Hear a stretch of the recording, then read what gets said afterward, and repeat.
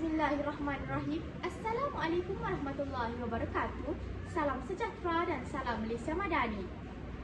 Pohon papaya tiada berduri, tumbuh bersama bunga melati. Izinkan saya perkenalkan diri, moga-moga menyentuh hati.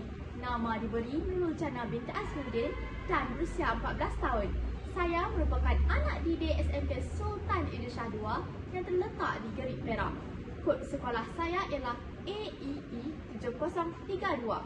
Dalam video ini, saya amat teruja ingin berkongsi tentang sebuah buku yang amat menyentuh hati dan membawa kita kepada refleksi diri yang mendalam, iaitu Bersyukur Saat Diuji.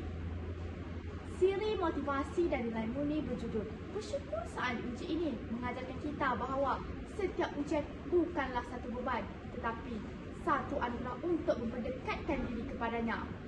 Hasil panel Profesor Dr. Muhammad Kamil Ibrahim ini sangat menarik dan syarat dengan pengajaran yang boleh dijadikan iktibar dalam kehidupan seharian, terutamanya pada golongan remaja pada masa kini. Buku ini merupakan terbitan syarikat Galeri Ilmu yang diterbitkan pada tahun 2021. Buku ini setebal 160 halaman dan sisipan kandungan sebanyak 30 bab.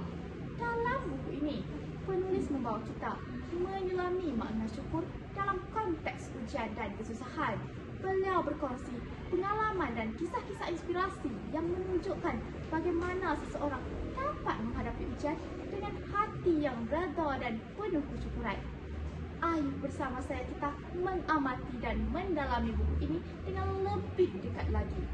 Antara isi utama yang ditekankan dalam buku ini ialah ujian sebagai bentuk kasih sayang Allah agar kita lebih dekat kepadanya. Keajaiban bersyukur dalam kesusahan ialah rasa syukur bukan hanya dalam nikmat, tetapi juga dalam kesusahan. Dengan rasa syukur, kita akan merasakan ketenangan jiwa dan mengurangkan kesedihan semasa diuji. Tawakal dan kebergantungan kepada Allah, iaitu penulis menekankan bahawa menyerahkan segala urusan kepada Allah adalah jalan terbaik semasa menghadapi ujian. Muhasabah diri sebagai proses pembelajaran, iaitu setiap ujian memberi kita peluang untuk memperbaiki diri dan bermuhasabah diri. Dengan memahami hikmah di sebalik ujian, kita akan lebih bersedia menghadapi kehidupan. Pengajaran dan nilai hidup. Kita belajar bahawa syukur bukan sekadar kata-kata, tetapi sebuah keimanan yang perlu diterapkan dalam kehidupan seharian. Dengan rasa syukur, kita akan lebih menghargai nikmat yang diberikan oleh Allah dan tidak mudah berputus asa. Sebagai penutup, Bersyukur Saat Diuji adalah sebuah buku yang penuh pengajaran dan inspirasi. Ia membantu kita memahami bahawa ujian bukanlah satu beban, tetapi satu anugerah untuk memperdekatkan diri dengan Allah dan meningkatkan keimanan. Akhir kata, saya sangat menyarankan buku ini kepada sesiapa yang melalui dugaan hidup atau ingin memahami makna sebenar syukur dalam ujian. Ujian adalah tarbiyah daripada Allah.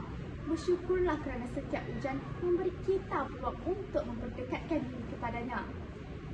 Semoga kita semua mendapat hikmah daripada membaca buku ini.